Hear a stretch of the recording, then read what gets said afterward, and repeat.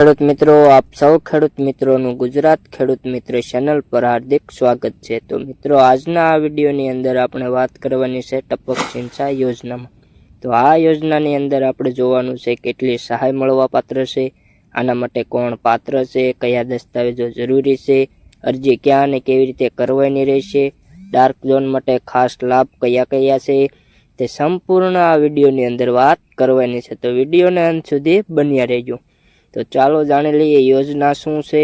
તો માઇક્રો સિંચાઈ એટલે ટપક અને ફુવારા સિસ્ટમ જે ઓછા પાણીમાં વધુ ઉત્પાદન આપે છે।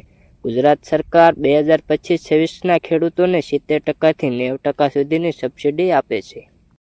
તો પાત્રતાની વાત કરીએ તો આ યોજનાને પાત્ર બનવા માટે ખેડૂતે નીચે મુજબના બાબતો હોવા જોઈએ। તેમાં છે અરજદાર ગુજરાતનો ખેડૂત હોવો જોઈએ, ખેડૂતના નામે જમીન હોવી જોઈએ, જમીનના 7, 12 અને 8 ફરજિયાત છે, જમીન ખેતી માટે ઉપયોગમાં લેવાતી હોવી જોઈએ, એસટી અને એસસી ખેડૂતને વિશેષ સહાય મળવાપાત્ર છે, ડાર્ક ઝોન તાલુકાઓમાં વધારાની સબસિડી છે, 1 હેક્ટરથી 5 હેક્ટર સુધીની ખેડૂત અરજી કરી શકે, દરેક ખેડૂત માત્ર પોતાની જમીન પર જ સિસ્ટમ લગાવી શકે।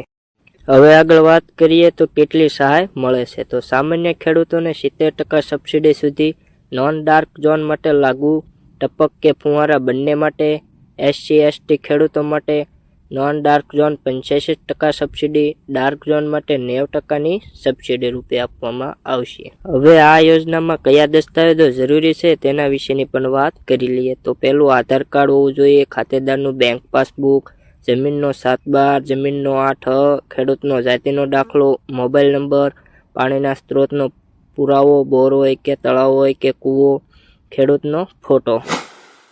અરજી ક્યાં કરવી? તો અરજી કરવા માટે ઓનલાઈન અરજી આઈ ખેડૂત પોર્ટલ નામની વેબસાઇટ છે, ત્યાં જઈને ઓનલાઈન અરજી કરી શકો। અને ઓફલાઈન અરજીની વાત કરીએ તો નજીકના જીસીઆરસી ઓફિસરે જઈ કરી શકો છો, અથવા તો નજીકના એગ્રીકલ્ચર ઓફિસર અથવા તાલુકા કૃષિ કચેરીમાં પણ થઈ શકે છે। તો હવે આ યોજનાની વાત કરવાની છે કે આ યોજનાના ફાયદા કયા કયા છે। તો ઓછા પાણીમાં વધુ ઉત્પાદન મળી રહે, પાણીની 60% બચત થાય, ખાતર ડાયરેક્ટ જડા સુધી પહોંચી શકે, જમીનની ક્વોલિટી સુધરે, સરકારનો મોટો હિસ્સો સબસિડી રૂપે આપવાનો છે।